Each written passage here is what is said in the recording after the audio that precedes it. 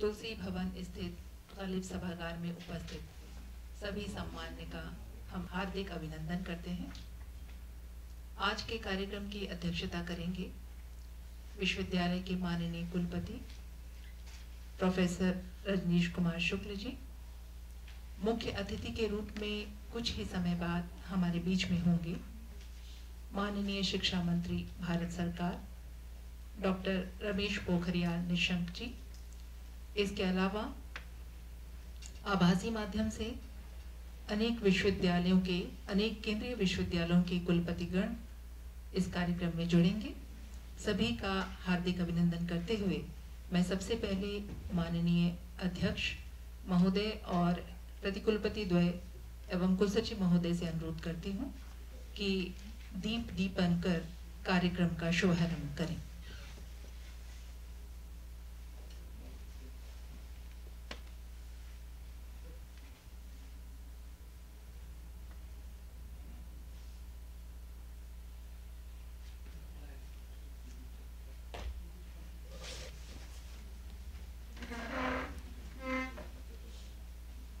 दीपन करना है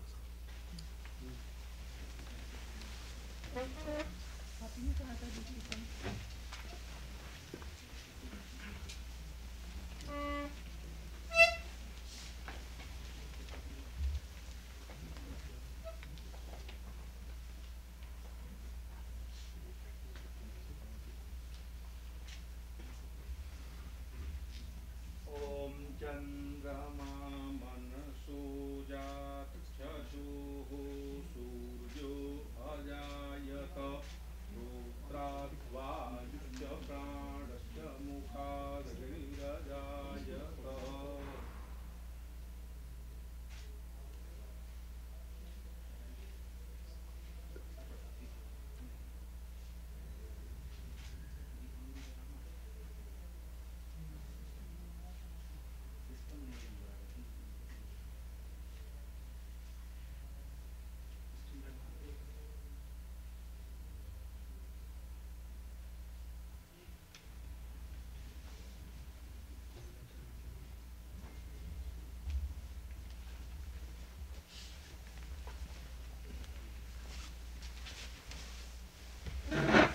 सभी महानुभावों का बहुत बहुत धन्यवाद।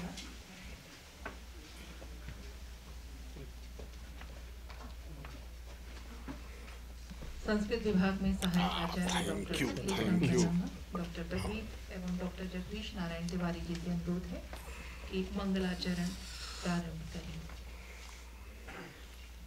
ओम मंगलमूर्तये नमः।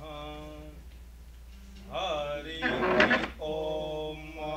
स्वस्ति न इंद्रो वृद्धस्रवाः स्वस्ति नः पूषा विश्ववेदाः स्वस्ति नस्तारक्षो अरिष्टनेमिः स्वस्ति नो बृहस्पतिर्दधातु प्रेखादशवा मरुतः पृश्निमातरः शुभञ्जावानो विदथे कुजग्मयः अग्ने जिह्वा मनवः सूरचक्षसो विषवेनो देवा अवसागमन्निह भद्रं कर्णेभिः शृणुयाम देवा भद्रं पश्येमाक्षमृजतराः स्थिरैरङ्गैस्तुष्टुवागुं सस्तनूभिर्वशेमहि देवहितं यदायुः शतमिन्नो शरदो अन्ति देवा यतरा नश्चकराजरसं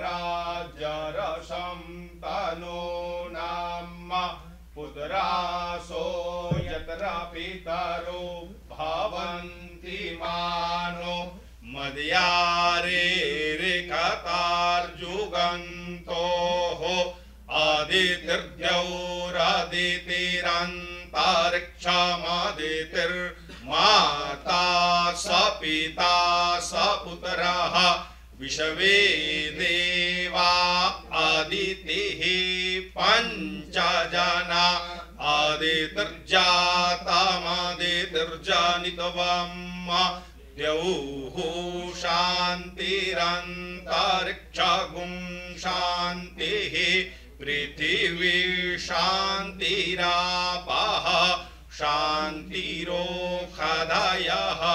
शान्तिः वनस्पतयः शान्तिर्विश्वे देवाः शान्तिर्ब्रह्म शान्तिः सर्वगुं शान्तिः शान्तिरेव शान्तिः क्षमा शान्तिरेधि यतो यतः समीहसे ततो नो अभयं कुरु सन्नः कुरु प्रजाभ्यो भयन्नः पशुभ्यः सुशान्तिर्भवतु। ओम शान्तिः शान्तिः शान्तिः। प्रस्तुत ऑनलाइन कार्यक्रम के संचालन से जुड़ी तकनीकी टीम से अनुरोध है कि विश्वविद्यालय के कुल गीत का प्रसारण प्रस्तुत करें।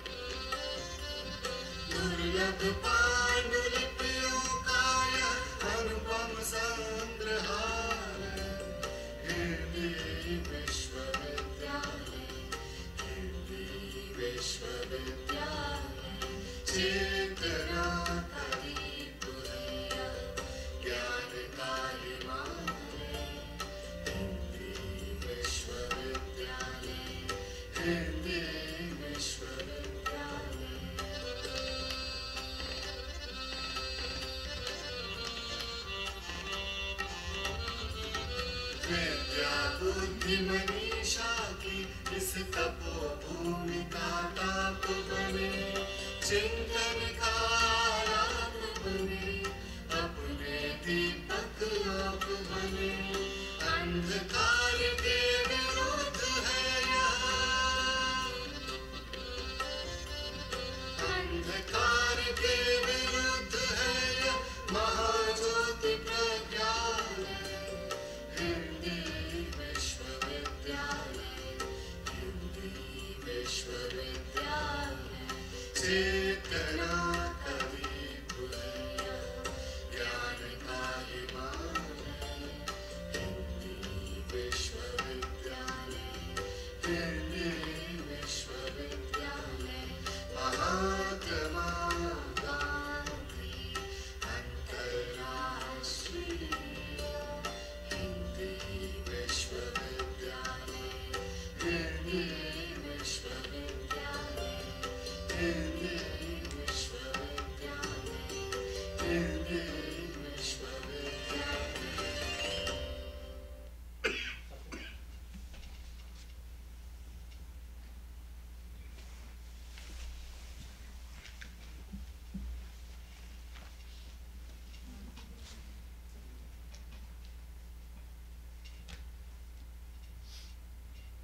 भारतीय अनुवाद संघ के शुभारंभ अवसर पर माननीय शिक्षा मंत्री भारत सरकार डॉक्टर रमेश पोखरियाल निशंक जी हमसे जुड़ चुके हैं। हम उन्हें स्क्रीन पर सामने देख पा रहे हैं। इस कार्यक्रम से जुड़े सभी सम्मान्य अतिथियों के स्वागत के लिए सबसे पहले मैं अनुरोध करती हूँ हमारे विश्वविद्यालय के प्रतिकुलपति प्रोफेसर चंद्रकांत एस रागिट जी से कि वे स्वागत वक्तव्य प्रस्तुत करें।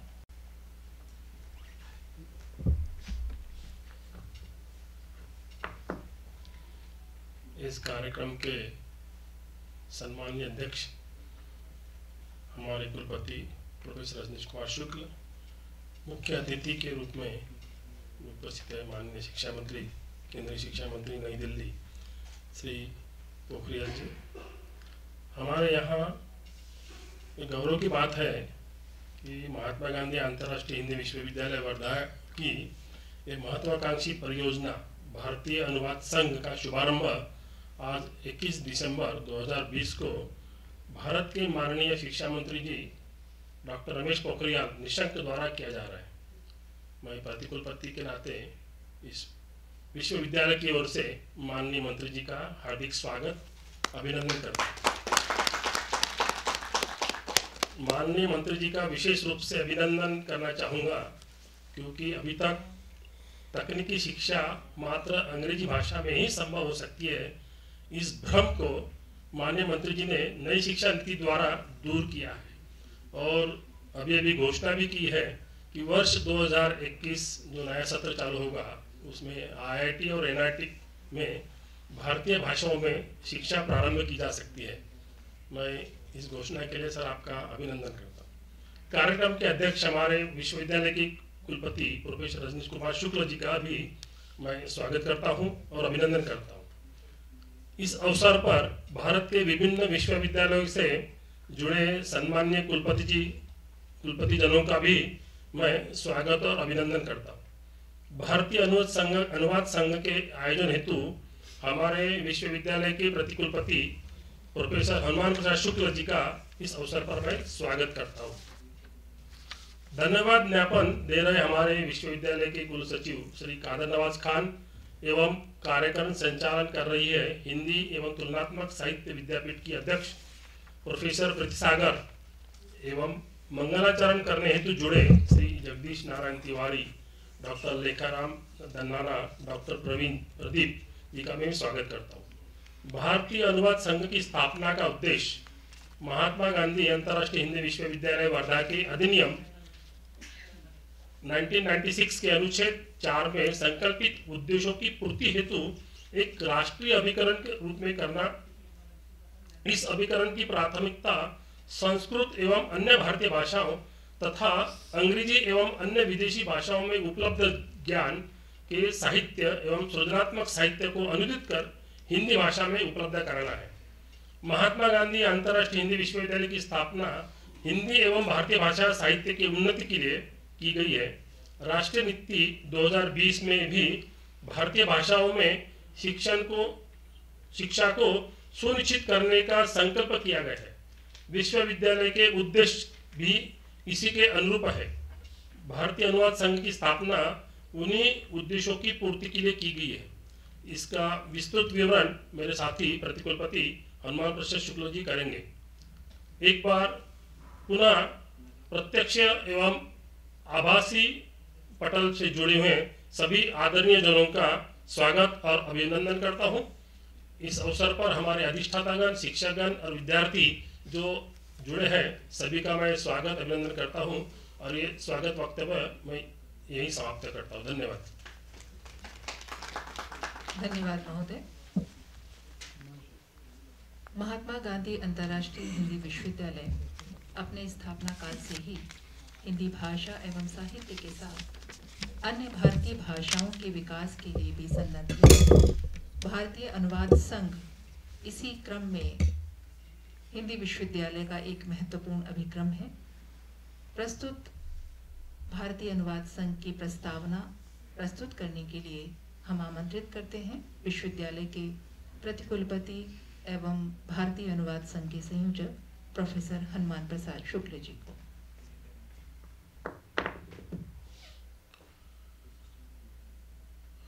महात्मा गांधी अंतर्राष्ट्रीय हिंदी विश्वविद्यालय वर्धा द्वारा प्रस्तावित भारतीय अनुवाद संघ इंडियन ट्रांसलेशन कंसोर्टियम के इस उद्घाटन शुभारंभ अवसर पर भारत के माननीय शिक्षा मंत्री डॉक्टर रमेश पोखरियाल निशंक को अपने बीच पाकर हम सब गौरव का अनुभव कर रहे हैं। कार्यक्रम की अध्यक्षता कर रहे हमारे विश्वविद्यालय के प्रतिष्ठित कुलपति आचार्य रजनीश कुमार शुक्ल,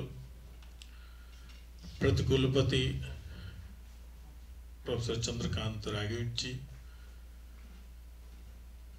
अनेक विश्वविद्यालयों के कुलपति जो अलग अलग प्लेटफॉर्म पर हमारे साथ जुड़े हैं, भारतीय अनुवाद संघ के सम्मान्य सदस्यगण, माननीय मंत्री जी को सूचित करना चाहता हूं कि उनकी संख्या अब हिंदी सहित 64 भाषाओं में अनुवाद करने वाले अनुवाद संघ के सदस्यों की संख्या 1011 हो चुकी है।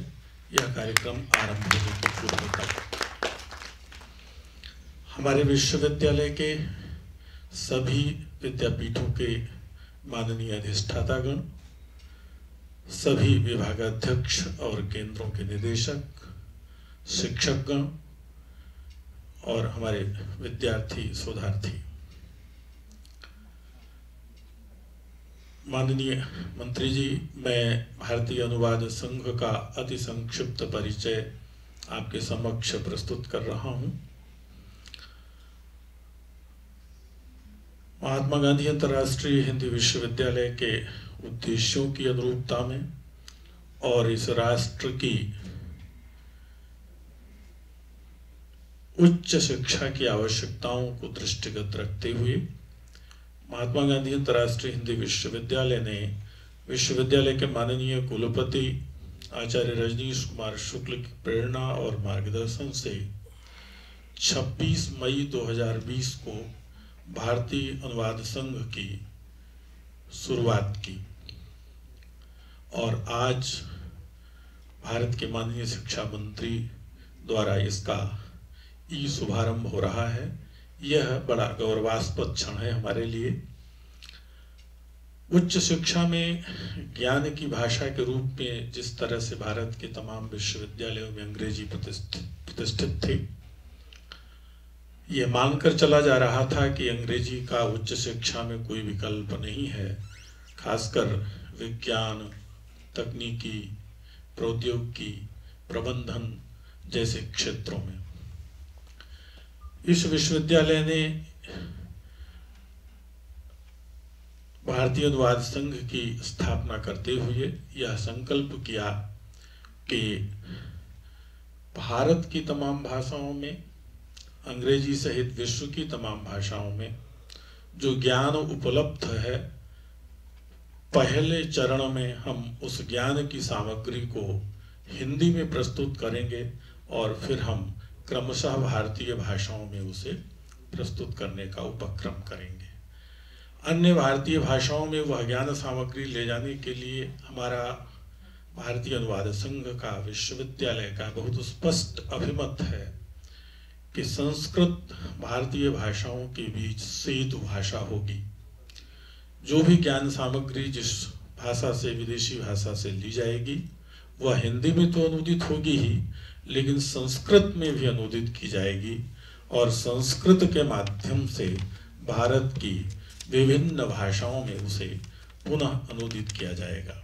यह कहने की आवश्यकता नहीं है कि संस्कृत और भारतीय भाषाओं का बहुत गहरा संबंध है। उनकी शब्दावली, खासकर संज्ञाएं, विशेषण, बड़ी संख्या में क्रियाएं साझी हैं।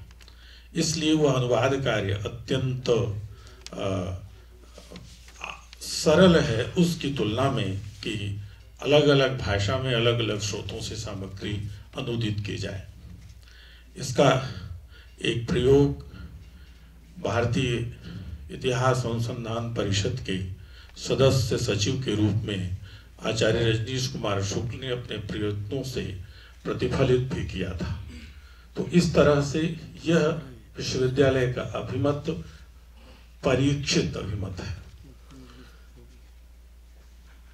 भारतीय अनुवाद संघ ने यह भी विश्वविद्यालय ने यह भी निश्चय किया है कि भारतीय अनुवाद संघ भारत भर में अनुवाद कर्म में रुचि रखने वाले, अनुवाद विद्या को भी स्वतंत्र रूप से विकसित करने में रुचि रखने वाले और भारत की भाषाओं में उच्च शिक्षा की व्यवस्था हो, इसके लिए जो संकल्पित लोग हैं उन सबको एक साथ जोड़ा जाए।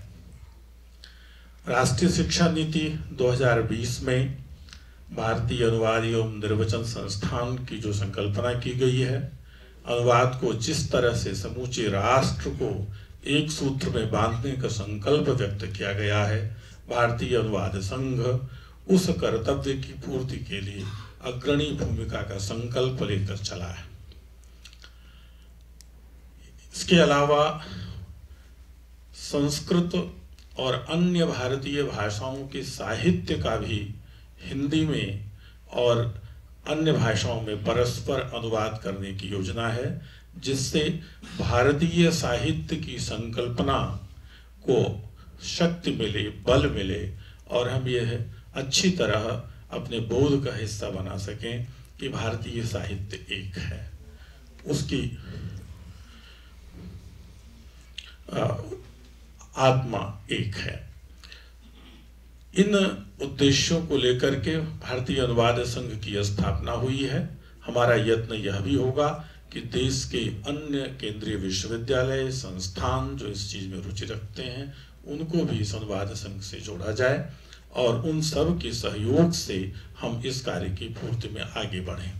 भारतीय अनुवाद संघ एक व्यावसायिक संगठन के रूप में भी, अभिकरण के रूप में भी कार्य कर सके, यह भी हमारी सोच का हिस्सा है।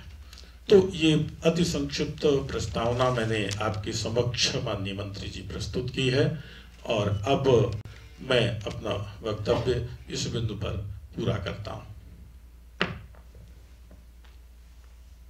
धन्यवाद श्रीमान।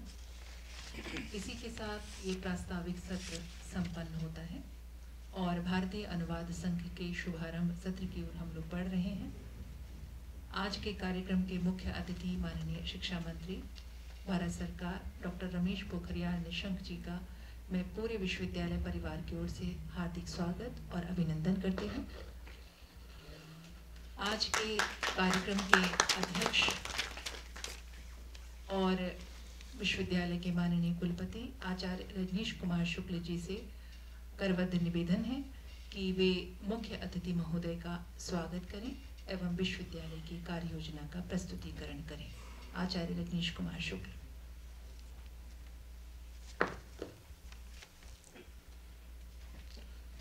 भारतीय अनुवाद संघ के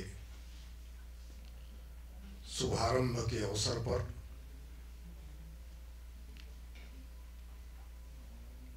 प्रारंभ की उद्घोषणा और मार्गदर्शन के लिए उपस्थित भारत के शिक्षा मंत्री श्रीमान रमेश पोखरियाल निशंक जी,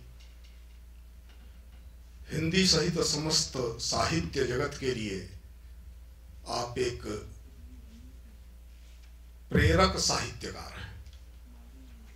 कर्म पथ पर चलते हुए समाज जीवन में अपना सर्वोच्च समर्पित करते हुए, न्यस्त करते हुए भी सृजन धर्मिता किस प्रकार से जीवित रह सकती है, इसके अनन्य उदाहरण हैं। आपको इस अवसर पर पाकर के संपूर्ण विश्वविद्यालय परिवार भारतीय अनुवाद संघ के साथ काम करने के लिए इच्छुक आज की तिथि में 1011 उसके सदस्य आपका स्वागत कर रहे हैं और आपको अपने बीच पाकर के आह्लादित हैं। यद्यपि आपका परिचय भाषा साहित्य के क्षेत्र में काम करने वाला प्रत्येक व्यक्ति ठीक से जानता है और सिर्फ जानता ही नहीं है, आपको अपना मानता है। तथापि इस अवसर पर निश्चित रूप से इस अवसर का लाभ उठा करके मैं भाषा और साहित्य के क्षेत्र में काम करने वाले अन्य व्यक्तियों के प्रतिनिधि रूप आप का परिचय ऋण मुक्ति के उपक्रम में कराना चाहूंगा। राजनय में निरंतर क्रियाशील रहने के साथ ही संयुक्त उत्तर प्रदेश में विधायक चुने गए, 3 बार कैबिनेट मिनिस्टर रहे, उत्तराखंड के मुख्यमंत्री के रूप में भाषा और साहित्य की दृष्टि से उत्तराखंड को देश के नेतृत्वकर्ता राज्य के रूप में स्थापित किया। भारत की संविधान सभा ने भारत की राजभाषा के रूप में हिंदी के जिस स्वरूप की कल्पना की थी, उसको चरितार्थ करने के लिए उत्तराखंड में आपने संस्कृत को द्वितीय राजभाषा के रूप में प्रस्तावित करने के साथ उत्तराखंड को संस्कृत शिक्षा के महनीय प्रांत के रूप में स्थापित किया और परिणाम है आज देश भर में संस्कृत शिक्षा का नेतृत्व उत्तराखंड राज्य से शिक्षित स्नातकों के हाथ में है। 75 से अधिक ग्रंथों का प्रणयन, देश विदेश की 1 दर्जन भाषाओं में आपके विविध साहित्यिक ग्रंथों का अनुवाद, 1 दर्जन से अधिक विश्वविद्यालयों में आपके ऊपर हुआ शोध, यह अपने आप में स्पष्ट करने के लिए पर्याप्त है कि आपके राजनय के क्षेत्र में चमत्कारी नेतृत्व की सराहना की जाए या साहित्य के क्षेत्र में सृजन धर्मिता का जो आपने एक कीर्ति स्थापित की है उसकी सराहना की जाए। इन सब से आगे 185 वर्षों बाद भारत में भारत के लोगों के लिए, भारत की जबान में भारत के जन की आकांक्षा और अपेक्षा को पूरा करते हुए भारत की वैश्विक भूमिका, भारत की इतिहास सिद्ध विश्वगुरु की भूमिका पुनर्स्थापित हो सके, इसके लिए एक अकल्पनीय शिक्षा नीति प्रस्तुत करने वाले, और केवल शिक्षा नीति प्रस्तुत करने की दृष्टि से आप महत्वपूर्ण नहीं है, अपितु एक मंत्री के रूप में समस्त भारत के शिक्षा परिवार की टीम के कैप्टन के रूप में, फुटबॉल का मैदान हो तो मानो कि फॉरवर्ड खेलते हुए आगे बढ़ करके हमें लक्ष्य प्राप्त करना है, इसे अगले सत्र से क्रियान्वयन की दिशा की ओर ले जाना है। इसके लिए प्रतिदिन कुछ न कुछ नया करने के साथ एक अद्भुत उत्साह का वातावरण देश के शिक्षा परिवार में आपने स्थापित किया है। यह वह बिंदु है जिस पर वास्तव में हम आपके इस नेतृत्व के नाते आपके ऋणी महसूस करते हैं। इस अवसर पर विश्वविद्यालय की ओर से किए जाने वाले यत्न को आपके समक्ष निवेदित करूंगा। जैसा स्पष्ट किया गया कि इस विश्वविद्यालय की स्थापना हिंदी को विश्व स्तर पर संपर्क की भाषा, साहित्य की भाषा, संचार की भाषा और इसके साथ विज्ञान और तकनीक की क्षेत्र में शिक्षा अनुसंधान की भाषा के रूप में विकसित करने वाले संस्था के रूप में हुई थी। 25 वर्षों पूरे होने वाले हैं। 2022 में इस विश्वविद्यालय के 25 वर्ष पूरे होंगे। रजत जयंती के वर्ष तक हम ये विश्वास दिला सकते हैं कि विश्वविद्यालय अपनी उस भूमिका का निर्वहन करने वाला एक श्रेष्ठ विश्वविद्यालय होगा। इस अवसर पर मैं यह भी जरूर सबको याद दिलाना चाहूंगा कि जब भी आपसे प्रत्यक्षतः मिलना हुआ है, आपने यह विश्वास दिलाया है कि महात्मा गांधी अंतर्राष्ट्रीय हिंदी विश्वविद्यालय को दुनिया के 150 देशों तक पहुंचाना है। और हिंदी का विस्तार केवल हिंदी का विस्तार नहीं है, अपितु हिंदी सहित समस्त भारतीय भाषाओं का विकास और विस्तार है। हिंदी का सुदृढ़ीकरण समस्त भारतीय भाषाओं के विकास में, विस्तार में योगदान प्रस्तुत करेगा। आपकी प्रेरणा से जब देश लॉकडाउन में था, शिक्षा क्षेत्र में गतिविधियां चलती रहे, इसके लिए आप प्रतिदिन सभी कुलपतियों से, निदेशकों से व्यक्तिगत बातचीत करते थे और उस समय भी भविष्य के सपने आप देखें, इसकी प्रेरणा देते थे। उसी प्रेरणा का परिणाम था कि 26 मई 2020 को मैंने अपने सहयोगियों के साथ वार्ता करके भारतीय अनुवाद संघ इस प्रकार के एक स्वयंसेवी नेटवर्क की स्थापना का निश्चय किया। देश भर में विविध भाषा को जानने वाले, भारतीय भाषाओं सहित विदेशी भाषाओं को और स्थानीय भाषाओं को भी, भारत की अन्य स्थानीय भाषाएं जो संवैधानिक अनुसूची में नहीं है, उनको भी जानने वाले लोगों का संग्रह प्रारंभ होगा। गति तेज नहीं थी, उत्साह तो लोगों में था लेकिन विश्वास नहीं था।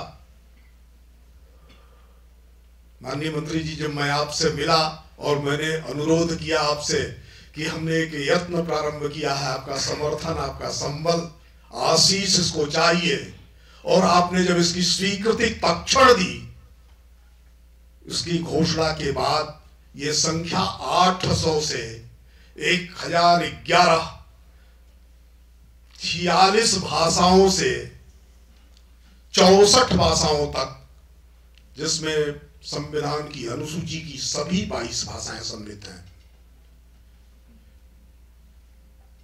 के अनुवादक, अध्येता स्वयंसेवी भाव से इससे जुड़े। इस बीच 25 किताबों का हमने प्रारंभ किया कि अंग्रेजी, संस्कृत और कुछ एक भारतीय भाषाओं से 25 किताबों के अनुवाद के साथ इस कार्य को प्रारंभ करेंगे। आज आपके शुभारंभ की घोषणा के बाद इनके अनुवादों का विनिश्चय हम करके आपको सूचित करेंगे, और यह संकल्प है कि जुलाई का सत्र जब प्रारंभ हो तो विश्वविद्यालय स्तरीय पढ़ाए जाने योग्य पुस्तकों का हिंदी और भारतीय भाषाओं में एक अच्छा संग्रह विश्वविद्यालय प्रस्तुत कर सके। सिर्फ इतना ही नहीं, नेशनल ट्रांसलेशन मिशन ने उच्च शिक्षा के क्षेत्र में, उच्चतर शिक्षा के क्षेत्र में भारतीय भाषा के पाठ्य ग्रंथों के कार्य की जिम्मेदारी ली है, इसलिए उसमें उसका काम चल रहा है। किंतु सेकेंडरी और प्राइमरी स्तर पर भारतीय भाषाओं के लिए विश्व स्तरीय नई शिक्षा नीति के अनुरूप पाठ्य रचना हो सके, इस दृष्टि से कोई अभिकरण नहीं है। तो इस अनुवाद संघ ने इसको अपना प्राथमिक कार्य माना है, और साथ ही ज्ञान सृजन की जो गतिविधि संपूर्ण भारत की भारतीय भाषाओं में चल रही है, उससे परिचय भी हिंदी सहित अन्य भाषाओं के पाठकों का, अध्येताओं का हो सके, इस दृष्टि से भी कुछ पुस्तकों का चयन किया गया है। एक भारत श्रेष्ठ भारत ये दृष्टि है। भारत की ज्ञान परंपरा की ओर दुनिया आज बड़ी लालायित दृष्टि से देख रही है, जानना चाहती है, समझना चाहती है। इसलिए संस्कृत में जो ज्ञान विज्ञान की राशि है वह भारतीय भाषाओं में भी आए, विश्व की अन्य भाषाओं में भी आए। यह भी इस विश्वविद्यालय ने भारतीय अनुवाद संघ के माध्यम से लक्ष्य रखा है। मैं यह भी बताते हुए आपको अत्यंत आह्लादित हूं, अभिभूत हूं कि इस कार्य को 20 से अधिक विश्वविद्यालयों का समर्थन भी प्राप्त हो रहा है। भारत के विविध क्षेत्रों में, विविध भाषा क्षेत्रों में स्थित विश्वविद्यालयों ने अपने अपने राज्य की, अपने अपने क्षेत्र की भाषाओं में अनुवाद कार्य को गति देने के लिए मुझे आश्वस्त किया है। इस प्रकार से यह एक प्रयास समवेत प्रयास है। यह प्रयास शिक्षा परिवार का प्रयास है, जिसमें एक सिर्फ योजक की भूमिका में यह विश्वविद्यालय सामने आया है। योजक की भूमिका में यह विश्वविद्यालय इसलिए सामने आया है कि आपको इस विश्वविद्यालय का इस दृष्टि से कार्य किया जाना चाहिए, इसका स्नेह प्राप्त है। पता नहीं आपको ये स्मरण है कि नहीं है, लॉकडाउन के दिनों में आपने एक दिन मुझे फोन पर 1 घंटे ये कहा था कि हमें भारत के हर राज्य तक पहुंचना है, हमें भारत के अतिरिक्त दुनिया के उन सभी देशों तक पहुंचना है जहां हिंदी बोलने वाला रहता है। यह हिंदी विश्वविद्यालय की जिम्मेदारी है और इसके लिए आपने मुझे योजना भी बताई थी, रास्ता भी बताया था और इसके साथ यह विश्वास भी दिया था कि मैं जो करूंगा, यह विश्वविद्यालय जो करेगा, उसको आपका समर्थन और संरक्षण प्राप्त होगा। उसी का यह प्रतिफल है। इस प्रतिफल को आकारित देखते हुए हम सब विश्वविद्यालय के लोग रोमांचित हैं, आपका स्वागत करते हैं। इस अवसर पर मैं स्वागत करता हूं 10 से अधिक विश्वविद्यालयों के कुलपति इस कार्यक्रम के हिस्सेदार बने हैं और इस अभियान के भी हिस्सेदार बने हैं। उन सबका स्वागत करता हूं और सबकी ओर से आपका एक बार स्वागत करते हुए इस निवेदन के साथ अपनी बात को पूरी करता हूं कि आपके मार्गदर्शन से, पाथेय से हमको लक्ष्य प्राप्त करने के लिए संबल, साहस और गति प्राप्त होगी। प्रणाम। धन्यवाद महानुभाव। और अब वो क्षण आ गया है जिसके लिए हम सभी प्रतीक्षारत थे। माननीय निशंक जी को सुनना हम सब के लिए सुखद होता है। हम पहले भी कई अवसरों पर माननीय महोदय का भाषण सुन चुके हैं, व्याख्यान सुन चुके हैं और साहित्य के विद्यार्थी होने के नाते हम सभी उनसे परिचित हैं। महात्मा गांधी अंतर्राष्ट्रीय हिंदी विश्वविद्यालय के एक अन्य महत्वपूर्ण अभिक्रम हिंदी समय.com पर भी आदरणीय डॉक्टर रमेश पोखरियाल निशंक जी हमारे रचनाकार के रूप में मौजूद हैं और उनकी कविताएं, उनकी कहानियां, उनके उपन्यास जी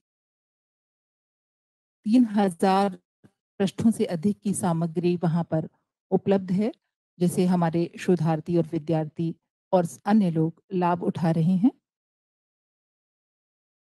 लॉकडाउन के समय से लेकर भारतीय शिक्षा व्यवस्था के संबंध में आपकी कर्मठता, आपकी चिंताएं राष्ट्रीय शिक्षा नीति के रूप में, सुफल के रूप में हमारे सामने उपस्थित हैं और आज इस अवसर पर आपका संबोधन सुनने के लिए हम सभी बहुत उत्सुक हैं। मैं बहुत सम्मान के साथ आपसे अनुरोध करती हूँ कि माननीय मंत्री जी अपना संबोधन प्रस्तुत करने का कष्ट करें। माननीय डॉक्टर रमेश पोखरियाल निशंक जी।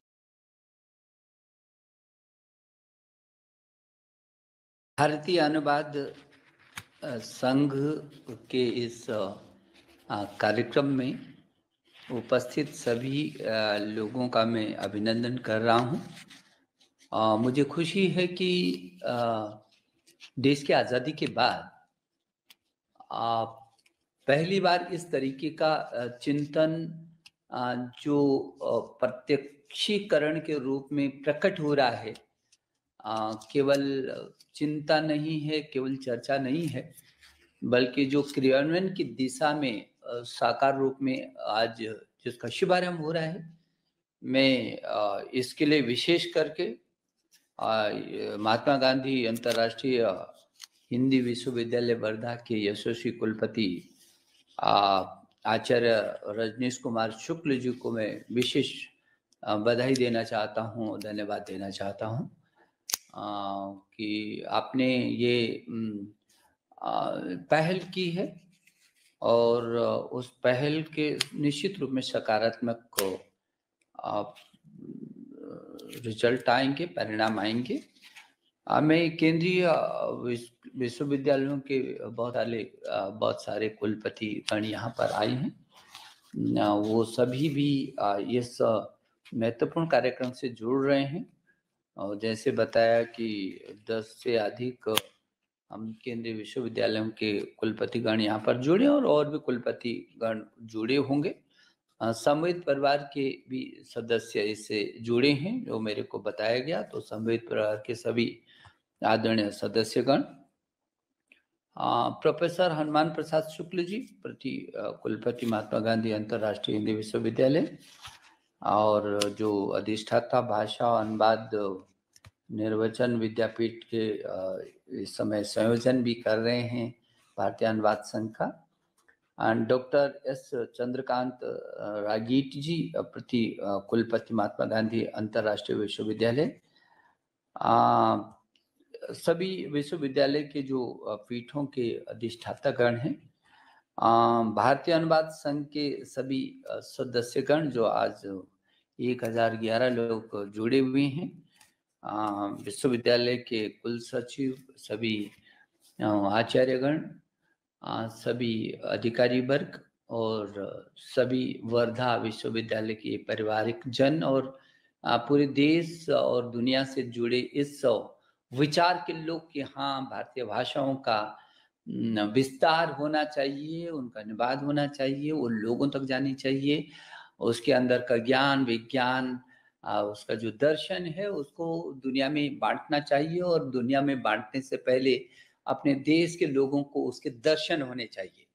तो जो इस चिंतन मंथन के से जुड़े लोग हैं जिनमें एक बहुत लंबे समय से इस बात की छटपटाहट थी कि हाँ, ये देश इतना बड़ा देश है, दुनिया का सबसे बड़ा लोकतांत्रिक देश है और उस सबसे बड़े लोकतांत्रिक देश में उसको विश्व गुरु कहा गया, तो ऐसे ही उसको विश्व गुरु नहीं कहा गया होगा।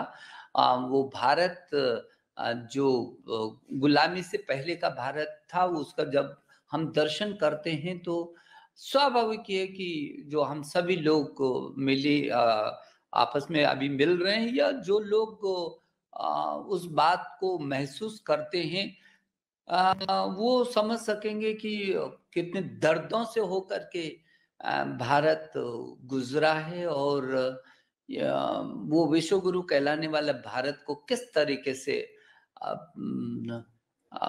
ध्वस्त करने की कोशिश हुई है। तो एक विषय तो ये है कि हम पीछे को रोएं कि क्या करें, ऐसा हुआ, ये हुआ, हमारी भाषा खत्म हो गई, हमारी संस्कृति को ये करने की कोशिश हुई, हमारे ज्ञान विज्ञान सब ग्रंथों को खत्म कर दिया, जला दिया, शिक्षा के केंद्रों को ध्वस्त कर दिया। एक विषय तो ये बहुत पुरानी बात हो गई, अब उसकी जरूरत नहीं है।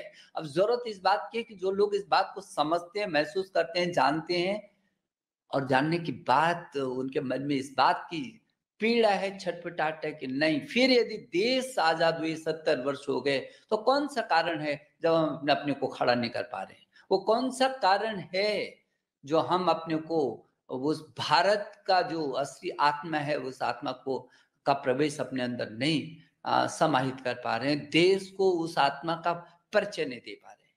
तो मैं ये समझता हूं कि ये सारे वो तथ्य हैं, वो बिंदु हैं जो हमको अंदर तक हिलाते हैं और जब अंदर तक वो हमको झंकृत करते हैं, हिलाते हैं, तो फिर वो चीज प्रकट होकर के बाहर आती है। बाहर आई हुई चीज इकट्ठा होकर के ताकत के रूप में आगे बढ़नी चाहिए और वो आज वो जो अलग अलग छटपटाहट थी, उन सब अलग अलग छटपटाहट को एक संयुक्त रूप में करके और जो आज ये काम हो रहा है, मैं इसके लिए मैं बधाई देना चाहता हूँ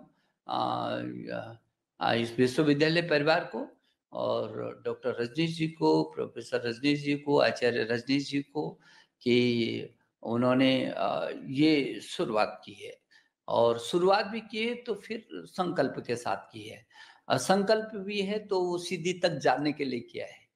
और क्योंकि बहुत सारे लोग होते हैं, अच्छे विचारों की कमी थोड़ी होती है। अच्छे विचार, आपको याद होगा आचार्य रजनीश जी की एक बार मैंने भारतीय ज्ञान प्रकोष्ठ की एक बैठक की थी और जब मेरे से कहा गया कि जो इसमें रुचि रखते हैं किन किन को बड़ी लंबी सूची आई, तो मैंने कहा कि नहीं, जो अच्छे सुझाव दे सकते हैं, जो इसके बारे में जानकारी रखते हैं, तो मैंने कहा कि नहीं, ये लोग नहीं चाहिए। तो मेरे से पूछा गया तो फिर किन की मीटिंग करनी है? जो भारतीय ज्ञान प्रकोष्ठ के बारे में जानते हैं, ये भी समझते हैं, जो अच्छे सुझाव दे सकते हैं, फिर किन की मीटिंग करनी है? तो मैंने कहा कि मुझे केवल उनकी मीटिंग करनी है जो काम कर रहे हैं, जो उसको आगे बढ़ा रहे हैं, जिनके मन में छटपटाहट थी और वो खड़े होकर के जिनमें दम है करने का, वो लोग चाहिए मुझे। सुझाव देने वाले लोगों की तो दुनिया में कभी कमी नहीं रही है, बड़ी बड़ी बातों को करने की तो दुनिया में कभी कमी नहीं रही है, लेकिन हाँ, वो सुझाव को क्रियान्वित करके स्वयं खड़े होकर के और अपने जीवन का तिल तिल खपा करके रिजल्ट देने वाले लोगों की कमी रही है। और वो भी कमी मुझे लगता है शायद ऐसा भी नहीं है, ये देश तो हमारा विजनरी देश रहा है, कमी कभी नहीं रही है। जब जब भी परिस्थितियां आई और आह्वान हुआ तो लोग खड़े हो गए। तो क्या लीडरशिप की थोड़ा सा कमी रही है क्या? तो यदि लीडरशिप की कमी रही है तो उसको भी खत्म करना चाहिए। और मैं इसलिए कह रहा हूं कि ऐसा नहीं कि लोग सोए रहते हैं, ऐसा भी नहीं कि लोग नहीं चाहते हैं। जब आह्वान होता है, एक समय था जब हमारे देश में ऐसी परिस्थिति थी, लाल बहादुर शास्त्री जी देश के प्रधानमंत्री थे और हमारे देश के अंदर खाद्यान्न का भयंकर संकट था और देश की सीमाओं पर संकट था। हम दोहरे संकट से गुजर रहे थे, खाद्यान्न संकट और सुरक्षा का संकट। लेकिन जब लाल बहादुर शास्त्री जी ने जय जवान जय किसान का नारा दिया तो आप सबको मालूम है कि पूरा देश खड़ा हो गया था और हमने दोनों संकटों पर मात किया था और रास्ता निकला था। तो पूरा देश लाल बहादुर शास्त्री जी के पीछे खड़ा हो गया। उन्होंने कहा कि एक दिन का उपवास रखना है, लोगों ने एक दिन का उपवास रखना शुरू कर दिया था, पूरा देश खड़ा हो गया था। उस बात में, आवाज में दम चाहिए। आदमी अपने आप उस बात से होकर के गुजर रहा है कि नहीं गुजर रहा है। हमारे देश के प्रधानमंत्री जब अटल बिहारी वाजपेयी जी आए तो उन्होंने कहा कि एक समय था जब जय जवान जय किसान का नारा लगा, लेकिन अब जरूरत है जय विज्ञान के नारे के साथ हम आगे बढ़ना चाहिए। अभी जरूरत है हमको अपनी ताकत को दिखाने की, अपने को और ताकतवर बनाने की, क्योंकि हमारा देश कभी किसी को हम छेड़ते नहीं है, लेकिन ताकतवर तो रहना चाहिए। अभी जब आदमी ताकतवर रहता है तभी दूसरे का संरक्षण कर सकता है। कमजोर आदमी, यदि एक आदमी ने थप्पड़ मारा और उसको कहा कि कोई बात नहीं, मैं आदर्शवादी हूँ यार, तुम दूसरी गाल को भी कर दो, दूसरा भी मार लो, कोई बात नहीं, ऐसी की जरूरत नहीं है। जरूरत इस बात की है, यदि किसी ने एक गाल पे थप्पड़ मारा तो उसके हाथ को पकड़ दिया जाए कि ताकत तो इतनी है कि हाथ को हम तोड़ करके बाहर फेंक सकते थे, लेकिन ये हमारा आदर्श है कि हमने आपको छोड़ दिया, जाइए अब आगे से ऐसा मत करिए। ये है ताकत, इस ताकत की जरूरत है। उस ताकत की जरूरत के लिए अटल बिहारी वाजपेयी जी ने जैसे जय विज्ञान का नारा दिया, आपको सबको पता है देश महाशक्ति के रूप में किस तरीके से खड़ा हो गया। विज्ञान का परमाणु परीक्षण करके दुनिया के तमाम देशों ने, ऐसे ऐसे देशों ने कहा कि हम भारत पर आर्थिक प्रतिबंध लगा देंगे यदि इस चीज को वापस नहीं लिया गया तो। और अटल जी थे, उन्होंने कहा हमने निर्णय लिया है, हम भारत को मजबूत भारत देखना चाहते हैं, अपाहिज भारत नहीं देखना चाहते हैं, हम शक्तिशाली भारत देखना चाहते हैं। और इसलिए आपको याद होगा कि पूरी दुनिया ने आर्थिक प्रतिबंध लगाने की घोषणा की, यहाँ के संपादकीय तक लिखे गए थे उस समय। अटल जी ने क्या निर्णय ले लिया बताइए। अब हमको जो हमको ऋण मिलना नहीं होगा, हमको भीख मिलनी बंद हो जाएगी। अटल जी ने कहा था कि ये भीख नहीं चाहिए हमको, और इसलिए केवल देश से आयात और निर्यात ये दोनों बंद कर दिए थे। ना आयात होगा न निर्यात होगा। जो देश में बनती चीजें दुनिया में नहीं जाएंगी, और जो दुनिया की कोई भी चीज देश में नहीं आएगी। केवल एक सूत्र ने 6 महीने के अंदर अंदर पूरी दुनिया को झुका दिया था और वापस लेना पड़ा था उन लोगों को। ये है ताकत, कि ताकत जब आदमी पूरे वजन के साथ काम करता है तो वो फिर आगे बढ़ता है। तो मुझे लगता है अब हमारे देश के यशस्वी प्रधानमंत्री नरेंद्र मोदी जी ने जिस तरीके से 2013-14 के बाद जो पूरी दुनिया में जिस ढंग से काम किया है, आज दुनिया देख रही, महसूस कर रही है। उन्होंने जय अनुसंधान का भी नारा दिया। अब अनुसंधान की जरूरत है हमको अपनी चीजें हमारे पास बहुत हैं, अपनी ही चीज में हम नंबर 1 हो सकते हैं पूरी दुनिया में, लेकिन उस चीजों को नए अनुसंधान के साथ, नए नवाचार के साथ पूरी दुनिया में कैसे बिखेर सकते हैं, देश को कैसे करके उनको दे सकते हैं, सशक्त कर सकते हैं, इसकी जरूरत है। और उसी कड़ी में जो नई शिक्षा नीति आई वो निश्चित रूप में भारत केंद्रित है। मुझे इस बात के लेकर के खुशी है कि जब हम भारत केंद्रित बोलते थे पहले, तो तमाम प्रकार के लोगों को परेशानी खड़ी हो जाती थी। उनको भारत शब्द ही पसंद नहीं है, तो न तुमको हिंदुस्तान शब्द पसंद है, न भारत शब्द पसंद है, तो भाई क्या पसंद है? जब हम भारत केंद्रित बोलते हैं तो भारत केंद्रित का मतलब है कि भारत की आत्मा आनी चाहिए, उसमें भारत की वो सब चीजें आनी चाहिए उस शिक्षा नीति में, जिस देश के लिए बन रहा है, जिसकी पीढ़ी के लिए बन रहा है, जिसके लोगों के लिए बन रहा है। यदि उसी देश की चीज उसमें नहीं है तो फिर क्या भारत की शिक्षा नीति है? और इसलिए लंबे समय के विमर्श के बाद, लोगों के लंबे समय की छटपटाहट के बाद जो ये नई शिक्षा नीति आई है, उस नई शिक्षा नीति ने पहला विषय भारत केंद्रित होगी। ये भारत केंद्रित होगी, और भारत केंद्रित होने में इनमें ज्ञान, विज्ञान, अनुसंधान, क्योंकि कुछ लोगों को तो ये लगता है भारत केंद्रित का मतलब केवल 1-2 भाषा और उसके अलावा कुछ नहीं। वो भारत का दर्शन नहीं किया उन्होंने अभी तक, और इसलिए मैं आपको बधाई देना चाहता हूं। पहले तो अपने देश के लोगों को भारत के दर्शन कराने की जरूरत है, इस पीढ़ी को भारत के दर्शन कराने की जरूरत है, और तभी होगा जब विभिन्न जो हमारे पीछे की हमारी संपत्ति है, जो हमारी धाती है, जो हमारी धरोहर है, उनको हम अपनी पीढ़ी तक ले जा सके। क्योंकि जब उनको पीछे का पता चलता है तो उनको अभी पता ही नहीं है, पता नहीं, तो जब अचानक कोई चीज आती है तो उनको लगता है जैसे ये हास्यास्पद स्थिति है। और इसलिए ये जो नई शिक्षा नीति आई है भारत केंद्रित होगी, लेकिन ये नेशनल भी, इंटरनेशनल भी, इम्पैक्टफुल भी, इंटरैक्टिव भी, इंक्लूसिव भी और इनोवेटिव भी, ये सब आधार होंगे इसमें। और इसका जो मूल आधार है वो इक्विटी, क्वालिटी और एक्सेस, इसके मूल आधार पर ये खड़ी है, जो नीचे अंतिम छोर के व्यक्ति से लेकर के अब विश्व के शिखर तक पहुंचती है। किसी क्षेत्र में हो, शोध और अनुसंधान के क्षेत्र में नेशनल रिसर्च फाउंडेशन का गठन किया जा रहा है प्रधानमंत्री के प्रधान वैज्ञानिक सलाहकार की अध्यक्षता में। अब ये पेटेंट जो दौड़ अभी तक पैकेज की दौड़ थी मेरे युवाओं में, अब वो दौड़ पेटेंट की दौड़ होगी, पैकेज की दौड़। केवल विदेशों में बड़ी बड़ी फर्मों में पैसा मिल जाए और काम हो जाए, ये जो दौड़ थी, ये नई शिक्षा नीति उस दौड़ को खत्म कर देगी। हम पेटेंट के रूप में अपने को खड़ा कर सकते हैं पूरी दुनिया को। हमको नौकरी नहीं बल्कि नौकरी देने वाले लोगों को तैयार करना है।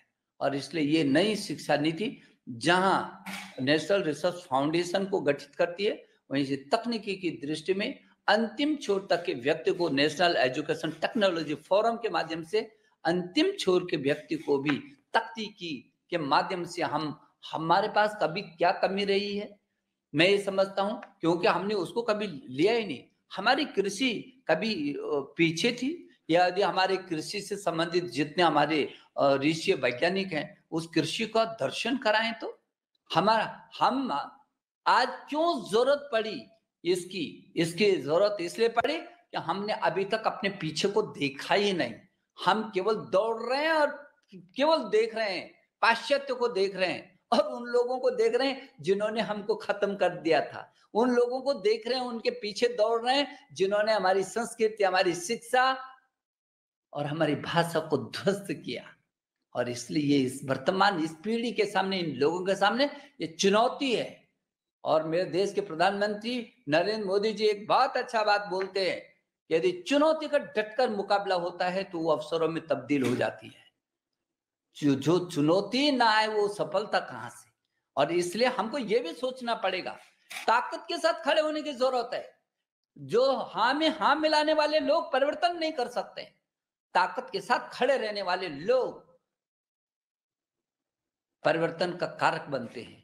लेकिन हाँ, हमारी दृष्टि ठीक है कि नहीं, हमारी जो दिशा है वो ठीक है कि नहीं, हमारा जो हेतु है, लक्ष्य है, हमारा टारगेट है वो ठीक है कि नहीं, ये पहले चाहिए।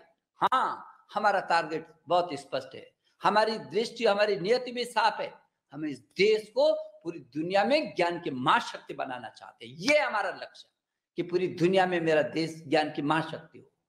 और महाशक्ति जब हम बोलते हैं तो ये तो महाशक्ति था, विश्वगुरु तो इसको कहते थे, एतद्देश प्रसूत से सका साधक जन्मना स्वम स्वम चरित्रम शिक्षण पृथ्व्याम सर्वमानवा। सारी दुनिया के लोग तो आते थे यहाँ शिक्षा ग्रहण करने के लिए। जब मेरे यहाँ तक्षशिला, नालंदा, विक्रमशिला जैसे विश्वविद्यालय थे, तब दुनिया का कौन सा विश्वविद्यालय था जो इस भाषा के नाम पर कहते हैं ग्लोबल में जाना है।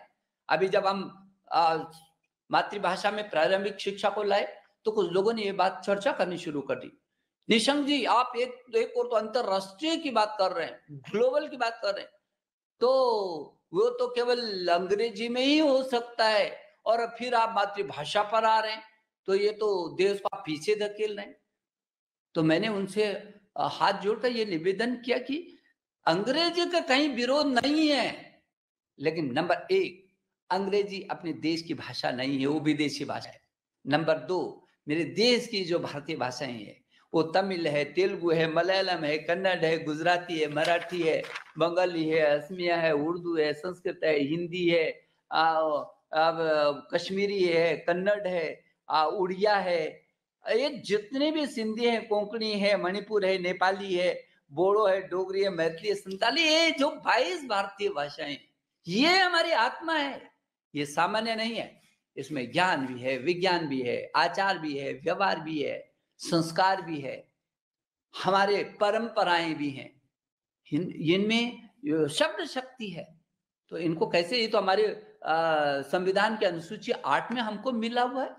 फिर इन भाषाओं की बात न करें, पहले दुनिया की बात करें, अपने घर में, घर को छोड़ दें, अपनी भाषा को छोड़ दें, अपने संस्कारों को छोड़ दें, अपनी परिस्थितियों को छोड़ दें, तो हम इस देश में, इस देश के लिए पैदा कर रहे हैं या दुनिया के लिए पैदा कर रहे हैं लोगों को, इस शिक्षा के माध्यम से।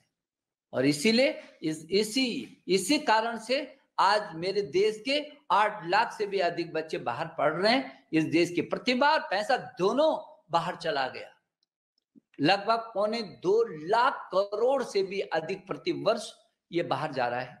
और जो प्रतिभाएं बाहर चली गई इस दौड़ में, इस होड़ में, वो फिर लौट करके भारत नहीं आते हैं, उनको छोटे छोटे पैकेज दे करके, और फिर उन्हीं देश की अर्थव्यवस्था को, तकनीकी को, विज्ञान को बढ़ाने में वो लोग जुटे हुए हैं हमारे यहाँ। मैं तो सारा अध्ययन कर रहा हूँ, मैंने कहा हिंदुस्तान के लोग कहाँ हैं, ये जितने दुनिया के विश्वविद्यालयों को मैं देखता हूँ, सारे विश्वविद्यालयों में अधिकांश में हिंदुस्तान के लोग हैं।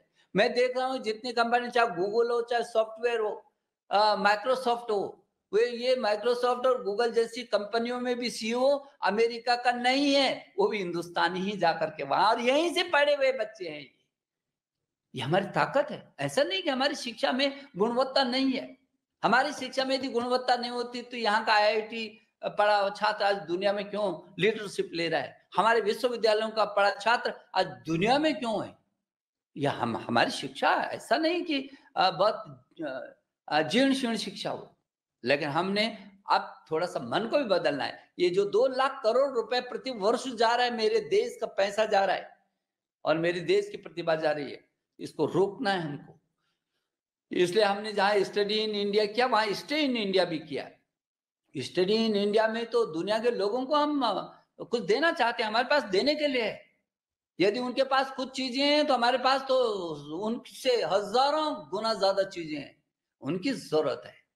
हम देंगे, लेकिन देने के लिए रास्ता चाहिए, और रास्ते के लिए पहले ये सब चिंतन चाहिए जो आज शुरू हो रहा है। अब मैं ये समझता हूं कि ये जो भारतीय भाषाएं, जितने हमारे ग्रंथ हैं भारतीय भाषाओं में, अकेले संस्कृत, अकेला संस्कृत में जो हजारों ग्रंथ हैं, आज क्यों जर्मनी 14 संस्कृत के विश्वविद्यालयों को बना रहा है? आखिर क्यों? यदि उसमें कुछ नहीं था तो जर्मनी जैसा देश वो आपके उन ग्रंथों का अनुवाद करने में रात दिन जुटा हुआ है, यहां से हजारों आचार्यों को ले रहा है और उच्च वेतन पर ले रहा है। उसको मालूम है कि इन ग्रंथों में ही तो कुछ छिपा हुआ है, ज्ञान विज्ञान अनुसंधान छिपा हुआ है। तो फिर हम क्या कर रहे हैं? देश की आजादी के 70 वर्ष हो गए, किसी भी राष्ट्र की अपनी भाषा होती है, जब भाषा का बिंदु होता है तो विवाद शुरू हो जाता है। हमने कहा हमारे लिए सारे देश की भाषाएं, किसी प्रदेश पर कोई भाषा थोपी नहीं जाएगी, लेकिन हाँ, गांधी जी ने कहा था कि इस देश की संपर्क भाषा हिंदी होनी चाहिए। अंबेडकर जी ने कहा था कि इस देश की एक तो ऐसी भाषा होनी चाहिए जो सबको एक सूत्र में पिरो करके रख सकें। उन्होंने कहा था वो एक सूत्र में पिरोने वाली भाषा हिंदी है। तो गांधी जी और हमारे संविधान के निर्माता ये अंबेडकर जी, इन दोनों की भावनाओं को हम खिलवाड़ कैसे कर सकते हैं? और इसलिए मैं ये समझता हूं कि ये जो गांधी जी का जो अंतरराष्ट्रीय हिंदी वर्धा विश्वविद्यालय था, इसलिए मैंने अनेक बार यहाँ के कुलपति जी से लगातार इस बात को चर्चा की और थोड़ा सा अपनी बातों को बांटने की कोशिश की कि जरूरत है पूरी दुनिया में हिंदी को पढ़ना चाहते हैं लोग, कितना शब्द सामर्थ्य है। और फिर हमारे तो जितनी ये भाषाएं हैं, इन सबके शब्दों को उसमें समाहित करने की हमारे संविधान ने न केवल अनुमति दी, बल्कि हमारे लिए तो पूरा मैदान है।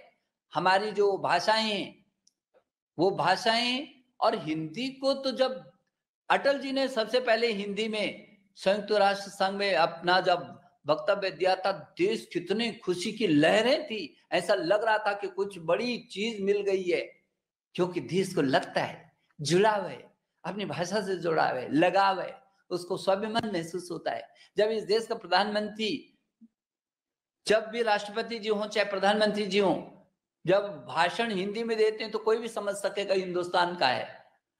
कोई ये नहीं बोलेगा कि नहीं ये दूसरे किसी देश का है, क्योंकि वो उसकी हिंदी देश की पहचान है। और इसलिए मुझे लगता है कि हिंदी का किसी से कभी कोई विरोध नहीं है, किसी से नहीं है, क्योंकि सभी भाषाएं, हम एक दूसरे की भाषाएं जो है, मैं सोचता हूं कि हिंदी की किताबें तमिल में, तमिल की किताबें हिंदी में जो अनुवाद हो, तेलुगु की किताबें हिंदी में क्यों नहीं अनुवादित हो, मलयालम की किताबें क्यों नहीं हिंदी में अनुवादित हो। हिंदी के लोग भी तो वो जो मेरे तेलुगु में समर्थता है, जो उसके लेखक हैं, जो उनका विचार है, उसको भी तो पूरे देश के अंदर हमको सरसाना है। और इसलिए ये अपने आप ही, जो कुछ लोग केवल भाषा के नाम पर राजनीति करते हैं, अपने आप उनकी दुकानें बंद हो सकती हैं, क्योंकि हम पूरा देश के हमारे लिए तमिल, तेलुगु, मलयालम, कन्नड़, गुजराती, मराठी, बंगाली, असमिया, उड़िया, संस्कृत, हिंदी, उर्दू, हमारे सब भाषाएं हैं, हमारी हैं, सब हमारी भाषाएं हैं। लेकिन हाँ, उन भाषाओं को उठाने की जरूरत है। मुझे इस बात की खुशी है कि आज 1011 पूरे देश भर के 45 भाषाओं के अनुवादक आज एकत्रित हुए हैं। मैं आप सबको, आप मेरी बात सुन रहे हैं, मैं आपको ढेर सारी बधाई देना चाहता हूं। आप एक नया इतिहास रच रहे हैं, इसलिए मैं आप ढेर सारी बधाई देना चाहता हूं। आपको मैं शुभकामना भी देना चाहता हूं कि जिस मन से आप एकत्रित हुए हैं और जो ये अभियान शुरू हुआ है, ये सामान्य एक विभाग का अभियान नहीं है, ये केवल एक विश्वविद्यालय भर का अभियान नहीं है, ये देश का अभियान है, ये देश की आधारशिला का अभियान है। ये छोटी बात नहीं। मैं सोचता हूं आज सुश्रुत को कितने लोग पढ़ रहे हैं। ये सुश्रुत शल्य चिकित्सा का जनक, पूरी दुनिया जानती है कि सुश्रुत शल्य चिकित्सा का जनक था। कितनी भाषाओं में आप पढ़ा रहे हैं, आप कितनी भाषाओं, हमारे देश की भाषाओं पता नहीं है, तो उधर जाते हैं, किसी देश के लोगों को यही पता नहीं कि सुश्रुत का जन्म जो है इस देश, इस देश की धरती पर हुआ है और वो शल्य चिकित्सा का जनक सुश्रुत है। तो सुश्रुत से संबंधित जितने भी ग्रंथ है उनका सभी भाषाओं में अनुवाद होना चाहिए, भारतीय भाषाओं में पहले अनुवाद होना चाहिए। मैं सोचता हूँ आयुषो वेदा आयुर्वेदा, इस आयुर्वेद की बात करने वाले चरक, ये जो चरक संहिता है ये सारी दुनिया की भाषाओं में होना चाहिए, लेकिन पहले अपने भारत की भाषाओं में तो हो। हिंदी में कितने संस्कृत के ग्रंथ हैं जो आज हिंदी में सारे अनुवादित हैं। पहला तो अभियान ये होना चाहिए था, हिंदी और संस्कृत तो सहोदरा है, कोई भी एक भी ग्रंथ नहीं छूटना चाहिए था जो हिंदी में अनुवादित न हो। मैं अनुरोध करना चाहता हूं आचार्य रजनीश से कि आपकी अच्छी टीम है, लीडरशिप लीजिए, आप एक इतिहास रचिए। यहाँ देश की आजादी के बाद गांधी जी को सम्मान मिला, देश को सम्मान मिला, देश के संविधान को सम्मान मिला है। सारे ग्रंथों को हम हर कीमत पर, जितने भी ग्रंथ है पहले चरण में हिंदी में करेंगे और उसके बाद तमिल में करेंगे, तेलुगु में करेंगे, मलयालम करेंगे, देश की भारत की 22 भाषाओं में करेंगे और उसके बाद विश्व की भाषाओं में भी करेंगे। विश्व के लोगों, तुम भी इसकी खुशबू को लो, तुमको भी देने के लिए हमारे पास बहुत कुछ है, इसकी जरूरत है। और मैं ये समझता हूं ये संकल्प लेने की जरूरत है, बहुत ताकत के साथ संकल्प लेने की जरूरत है। वो लोग जो केवल किंतु परंतु करते हैं समाज में बहुत सारे लोग हैं, मैं उनकी परवाह, मैं हमेशा ये आग्रह करता हूं उनकी परवाह नहीं करनी चाहिए। नकारात्मक सोच के व्यक्ति से दूर रहिए, कोशिश करें सकारात्मक हो जाए, लेकिन अपनी शक्ति खपाना नहीं चाहिए उस पर। वो सकारात्मक लोग बहुत हैं, उनको थोड़ा सा पुश करने की जरूरत है। अभी भी तो आपने ये पहल की, 1011 लोग बाहर निकल करके आ गए। ये है सकारात्मकता, कि जो लोग चाहते हैं, जिनमें छटपटाहट है, वो कुछ करना चाहते हैं। वो लोग कुछ नहीं, जिसको कुछ नहीं करना है। आलोचना तो बहुत सरल होती है, जिसको कुछ नहीं करना वो सबसे ज्यादा बोलता है, आलोचना करता है। जो यदि उसको देखा जाए, जो सबसे ज्यादा बोलता है उसको देखा जाए, तो उसके जीवन में, मुझे जितना मैं अध्ययन करता हूं, एक पत्रकारिता के छात्र के नाते मुझे विश्लेषण करने का और अध्ययन करने का थोड़ा सा प्रवृत्ति है। इसलिए मैं जब उन लोगों की ओर देखता हूँ, ये आदमी बोलता तो बहुत है, क्या क्या किया, तो चलो कुछ भी नहीं किया है, तो बोलता क्यों है, क्यों बोलता है? अरे करो ना, एक कदम भी करो, लेकिन करो, बोलो। फिर उसको बोलना भी करना भी है, केवल बोल करके काम नहीं चलेगा, केवल चिंता करके और चर्चा करके काम नहीं चलने वाला है। हमारा एक कदम भी हमारे लिए बहुत महत्वपूर्ण है, हमारा एक शब्द भी क्रियान्वयन होता है, वो हमारे लिए महत्वपूर्ण है। और मैं इस बात के लिए वर्धा को, ये महात्मा गांधी अंतर्राष्ट्रीय विश्वविद्यालय को मैं बधाई देना चाहता हूं कि एक कदम जिसकी लंबे समय से जो मांग थी, जो छटपटाहट थी, आज इस दिशा में आगे बढ़ा है। हमको नई शिक्षा नीति में जहाँ हम बहुविषयक लाए हैं, वहीं बहुभाषा, जो मातृभाषा लाए हैं, भाषाओं के विकास की बात लाई है, एक संस्थान बनाने की बात लाई है। और मुझे भरोसा है कि जिस तरीके से नई शिक्षा नीति में अभी दुनिया के तमाम विश्वविद्यालयों ने, दुनिया के तमाम देशों ने, अभी 3-4 दिन पहले ब्रिटेन के विदेश मंत्री जी हमारे आवास पर आकर के और इतनी खुशी व्यक्त करके गए हैं कि ये विजनरी शिक्षा नीति है, ये देश के अंदर और दुनिया के अंदर बहुत आगे बढ़ेगी। हमारा जो कैम्ब्रिज विश्वविद्यालय ने बात न केवल तारीफ की, उन्होंने अपना एशिया हेड को भेज करके हमको सम्मान भी दिया, और अभी उन्होंने एक पत्र भेज करके आमंत्रित किया कि ये जो नई शिक्षा नीति है भारत की, इसको लेकर के हम पूरे विश्व के शिक्षा जगत के साथ जुड़ करके इसको बढ़ाना चाहते हैं। अभी संयुक्त अरब अमीरात के जो हमारे शिक्षा मंत्री थे, उनके साथ संवाद हुआ, उन्होंने कहा हम अपने देश में लाना, चाहे ऑस्ट्रेलिया हो चाहे मॉरिशस हो, पूरी दुनिया इस नई शिक्षा नीति को लेने के लिए तैयार है। क्योंकि हमने भारत केंद्रित कहा है, हमने जीवन मूल्यों की भी कहा है, हमारी सारे जीवन मूल्यों की पुस्तकें सभी भाषाओं में होनी चाहिए, तभी तो हम पता चलेगा। यूनेस्को की डीजी जब यूनेस्को में चर्चा हो रही थी पेरिस में, तो उन्होंने एक चिंता व्यक्त की, उन्होंने कहा कि अनुशासनहीनता हो रही है, हिंसक प्रवृत्तियां बढ़ रही हैं, वैमनस्यता हो रही है, ये हो रहा है, वो हो रहा है, 10 चीजें गिनाई। तो इसका समाधान कैसे है? वे समाधान तो जब हम मनुष्य को मशीन बनाएंगे तो मशीन की तो कोई भाषा होती नहीं, जिधर जिधर जो है उसको बताया जाएगा वैसे वैसे चलता है वो। तो हमने तो मनुष्य बनाए कहाँ? और इसलिए मेरे देश की परंपरा रही है, हमने विश्व को मार्केट कभी नहीं माना। जिन लोगों ने विश्व को मार्केट माना वो मार्केट माने बाजार मानते हैं, और तो हमने तो अपना परिवार माना है, विश्व को परिवार माना है, क्योंकि हमारी प्रबल धारणा रही है कि परिवार में प्यार होता है, बाजार में व्यापार होता है। हम अपने परिवार की तरह पूरे विश्व को देखना चाहते हैं, रखना चाहते हैं और साथ मिलकर के चलना चाहते हैं। और इसलिए ये जो शिक्षा है हमारी, ये मनुष्य एक देश के लिए एक आदर्श नागरिक बनाएगा तो विश्व मानव भी बनाएगा, जिसमें इतना सामर्थ्य हो सके इन सब चीजों का। मैं बहुत बधाई देना चाहता हूं कि आपने ये जो काम किया है, और निश्चित रूप में इससे बहुत बड़ा परिवर्तन होगा। मैं यहाँ देखता हूँ तो अनुवाद के लोगों के, मैं जब चेयरमैन था पीछे के समय में, एक कमेटी का अध्यक्ष था, तो कोई हिंदी में आती ही नहीं थी चीजें। क्यों नहीं आ रही? 10 दिन बोला, सब अनुवादक ही नहीं मिल रहे, अनुवादक ही नहीं है। अब इस देश में अंग्रेजी का तो अनुवादक होना चाहिए था, लेकिन हिंदी का अनुवादक क्यों भाई? हिंदी तो मेन भाषा होनी चाहिए थी, लेकिन हिंदी का अनुवादक भी नहीं मिल रहा है, ठीक उल्टा हो रहा है। तो इसको हमको इस समय तेजी से करना है। ये 3, 4, 5, 6 वर्षों में तेजी से अब बदलाव आया है। हमारे प्रधानमंत्री नरेंद्र मोदी जी की अगुवाई में, उन्होंने तो अभी जो, जैसे आपने कहा कि पीछे के समय में प्रधानमंत्री जी ने कहा कि अपनी मातृभाषा में इंजीनियर भी बन सकेगा और डॉक्टर भी बन सकेगा। देश में कितनी खुशी की लहर हुई। अच्छा, अपनी मातृभाषा में अब डॉक्टर भी बन जाएगा मेरा बेटा, अच्छा इंजीनियर भी बन जाएगा। ये है कि आप अपनी मातृभाषा में डॉक्टर भी बनेगा, इंजीनियर भी बनेगा। और यदि वो उसको बनाना है तो हमको निश्चित उन पाठ्यक्रमों को अनुवादित करके और अच्छे तरीके से उस तक पहुंचाना पड़ेगा। हम चाहे स्वयं है, चाहे स्वयं प्रभा है, हमारी दीक्षा है, हमारी ई पाठशाला है, NDL है, ये सब को हम चाहते हैं कि सभी भारतीय भाषाओं में ये सब अनुवाद हो।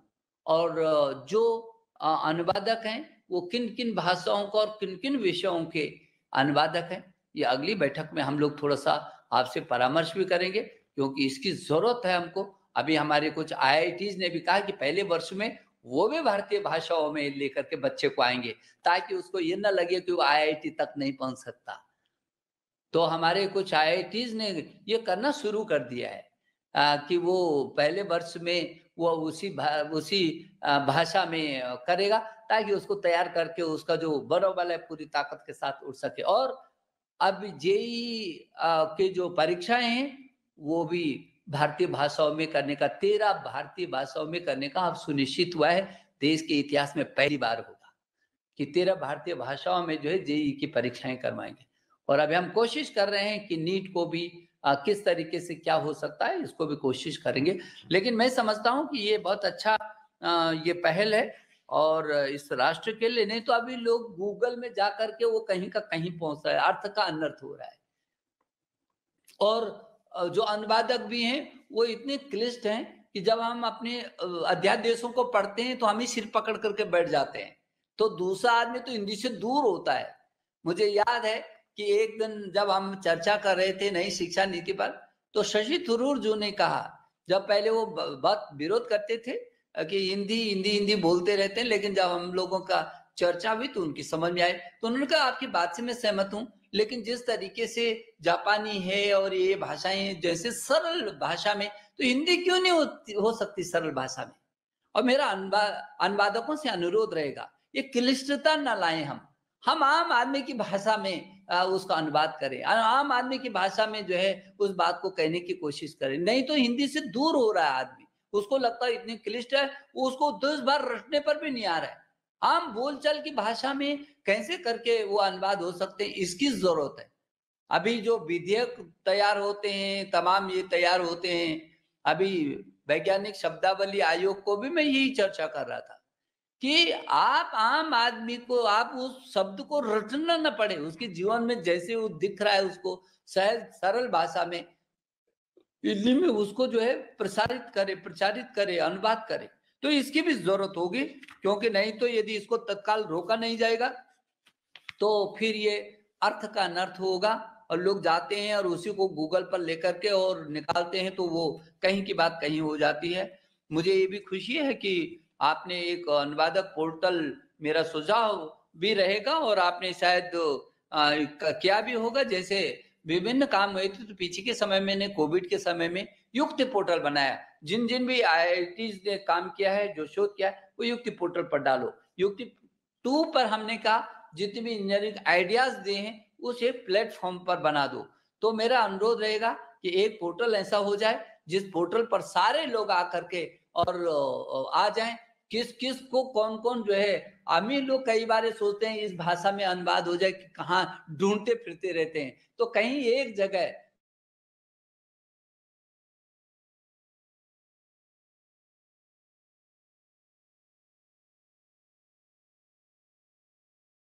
तो पता चल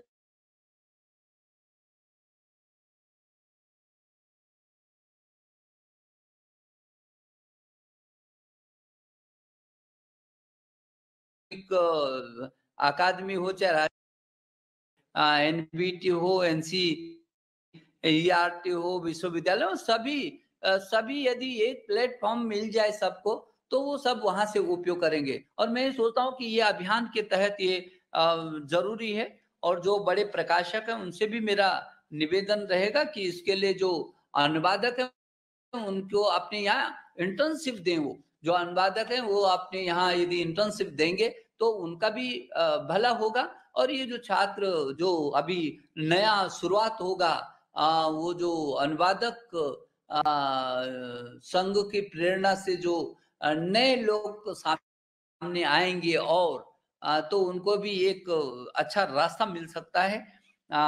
ये अंतरराष्ट्रीय स्तर पर भी हम इसको लेकर के जा सकते हैं, क्योंकि दुनिया को मालूम है कि भारत की इन ग्रंथों में असीम संभावनाएं हैं।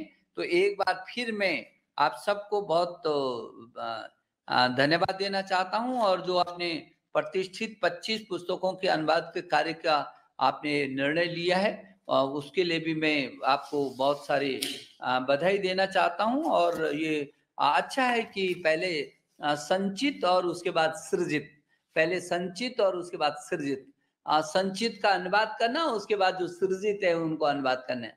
तो संचित भी आपके पास अथाह भंडार है, वो संचित भंडार को पहले कैसे करके सामने लाया जा सकता है और उसके बाद जो सृजित है, जो वर्तमान में सृजित हो रहा है, और वो भी नई चीजों को, नए लेखक हैं, नए कहानीकार हैं, नए विभिन्न विषयों में जो नए चिंतन के साथ आगे आ रहे हैं, उनको कैसे करके आगे लाया जा सकता है। तो एक बार फिर मैं आप सभी को बहुत शुभकामना देता हूं और इस अवसर पर सभी जो अनुवादक भाई हैं और जो 1011 लोग,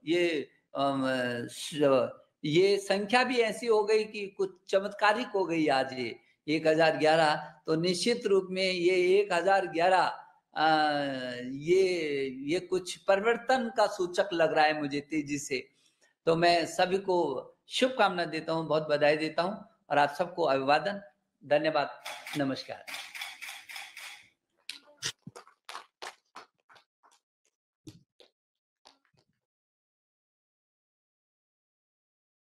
माननीय केंद्रीय शिक्षा मंत्री, आपके मार्गदर्शन, प्रेरक उद्बोधन एवं भारतीय अनुवाद संघ के शुभारंभ के लिए हम पूरे विश्वविद्यालय परिवार की ओर से आपके प्रति हार्दिक धन्यवाद ज्ञापित करते हैं।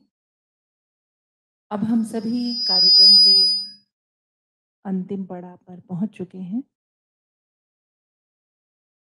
इंडियन ट्रांसलेशन कंसोर्टियम यानी भारतीय अनुवाद संघ के शुभारंभ अवसर पर आयोजित कार्यक्रम के मुख्य अतिथि माननीय केंद्रीय शिक्षा मंत्री एवं ऑनलाइन माध्यम से जुड़े और ऑफलाइन माध्यम से हम सबके बीच में उपस्थित समस्त अभ्यागतों के प्रति औपचारिक रूप से धन्यवाद ज्ञापित करने के लिए मैं विश्वविद्यालय के कुलसचिव महोदय श्री कादर नवाज खान से अनुरोध करती हूँ कि आप सभी के प्रति धन्यवाद ज्ञापित करें।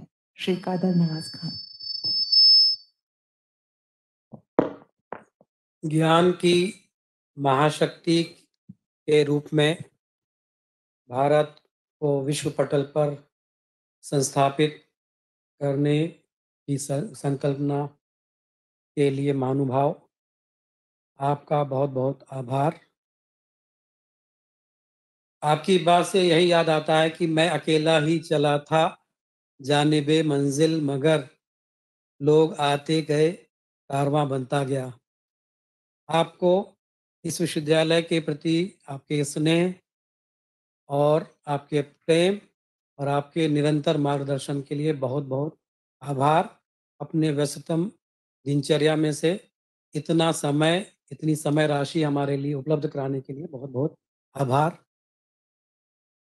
आज के कार्यक्रम के मुख्य अतिथि सृजनशील नेतृत्व और दृष्टा, मार्गदर्शक और कुलपति आचार्य रजनीश कुमार शुक्ल जी के प्रति आभार, जिन्होंने भारतीय अनुवाद संघ की संकल्पना को मूर्त रूप देने के लिए अपना